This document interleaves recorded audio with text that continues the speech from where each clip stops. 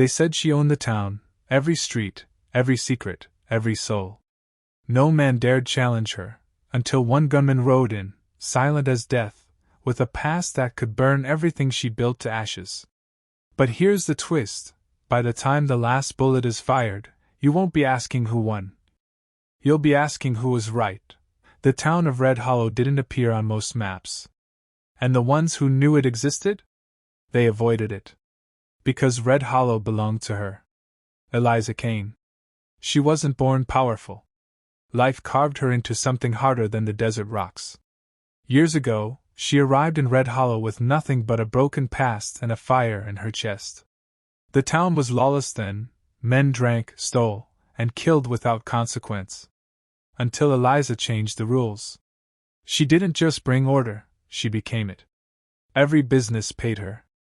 Every dispute came to her. And every man who thought he could take power from her ended up buried in the dry ground outside town. But what made her dangerous wasn't her gun. It was her mind. She knew everyone's secrets. The gambler who cheated, the sheriff who drank too much, the rancher who stole land. She used truth like a weapon, and fear like currency. Still, power comes with a price. At night, when the town slept, Eliza sat alone in her office, staring at a faded photograph.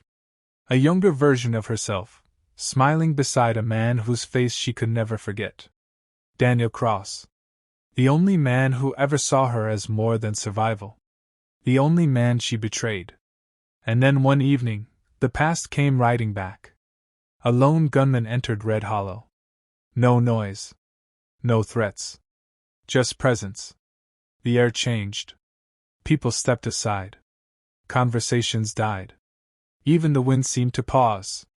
He walked straight down the center of town, like he already knew where he was going. Straight to Eliza. When he pushed open her door, she didn't look surprised. But her hand slowly moved toward her gun. "Been a long time, Eliza," he said. Her voice was steady, but her heart wasn't. "Not long enough, Daniel." And just like that, the woman who ruled everything realized something terrifying. This wasn't a man she could control. This was a man who knew her truth. And he came to collect. Daniel didn't come for revenge. At least, that's what he told himself.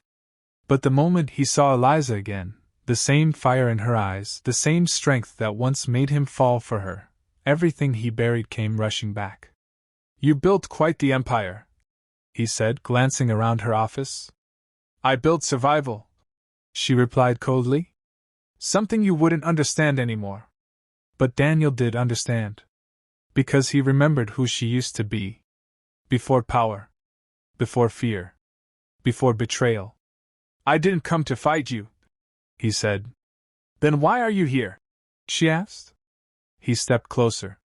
"Because this town doesn't belong to you anymore." Silence filled the room. For the first time in years, Eliza felt something unfamiliar. Uncertainty. Daniel wasn't alone.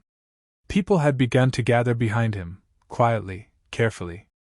The same people who once feared Eliza, now watching. Waiting. Hoping. "You think they'll follow you?"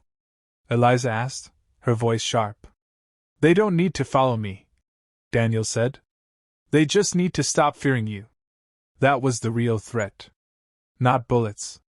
Not violence. But the loss of control. Eliza stepped forward, her eyes burning. "I gave them order. Without me, this town falls apart." "No," Daniel said softly. "Without you, it might finally be free." That night the tension snapped. A standoff in the middle of Red Hollow. Two people. Two truths. One past. The town watched as Eliza and Daniel stood across from each other, guns ready, hearts heavier than their hands. But something unexpected happened. Eliza didn't shoot. Her grip tightened, then loosened. Because deep down, she knew the truth.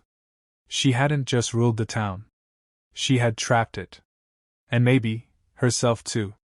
"Walk away," Daniel said quietly. "You think I can just leave?" she asked. "No," he replied. "But you can choose who you want to be, one last time." Tears didn't fall. Eliza Kane wasn't the kind of woman who cried. But something inside her broke. Slowly, she lowered her gun. The town held its breath. And just like that, the empire ended. Not with a bullet, but with a choice. Power built on fear will always fall. But the courage to face your truth, that's what sets you free. Eliza didn't lose that day. For the first time in her life, she won something that mattered. Herself. If today's story touched your heart, please like the video and subscribe to the channel. And remember, even a small act of kindness can change someone's entire life. Red Heart.